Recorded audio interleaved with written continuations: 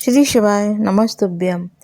ऊपर भगवान के पास में पाप और पुण्य का हिसाब किस प्रकार से होता है। एक बार की बात है कि भगवान ने नारद से कहा, ऐसी कोई घटना बताएं जिससे आप हैरान हो गए हों। नारद ने कहा, मैं भी जंगल से होके आ रहा हूँ। एक गाय दलदल में फंसी हुई थी। वहाँ से एक चोर निकला। गाय को फंसा देखकर वह नहीं रुका, उल्टा गाय के ऊपर पैर रखकर वह दलदल से आगे निकल गया और आगे उस चोर को सोने की मोहरों से भरी एक थैली मिल गई। फिर वहाँ से उस रास्ते से गाय के पास से एक साधु निकला। साधु ने उस गाय को देखा और उस गाय को बचाने की पूरी कोशिश की और उसे पूरी दम से उसने उस गाय को निकाल लिया और आगे जाकर वह साधु एक गड्ढे में गिर गया।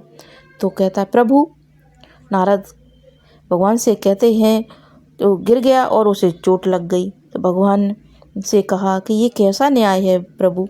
तो भगवान ने मुस्कुराकर बोले और कहा कि जो भी हुआ सही हुआ है। जो चोर गाय पर पैर रखकर भागा था, उस दिन उसको किस्मत में खजाना मिलना ही लिखा हुआ था, लेकिन उसके इस पाप के कारण उसे कुछ मोहरें ही उसकी किस्मत में मिली। परंतु उस साधु को गड्ढे में इसलिए गिरना पड़ा क्योंकि उस दिन उसकी किस्मत में मृत्यु लिखी थी, लेकिन गाय के बचाने के कारण उसके पुण्य बढ़ गए और उस साधु की मृत्यु होनी थी, जो कि एक छोटी सी चोट में बदल गई। उस इंसान के कर्म ही उसका भाग्य तय करता है। भगवान की यह बात सुनकर नारद जी को संतुष्टि हुई। वह संतुष्ट हो गए और कहा, इसलिए हमें अपने जीवन में हमेशा कर्म करते रहना चाहिए और फल की इच्छा ऊपर भगवान पर छोड़ देना चाहिए।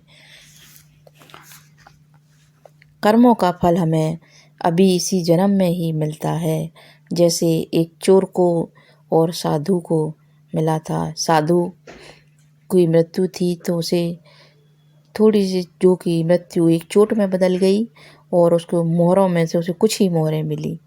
श्री शिवाय नमस्ते।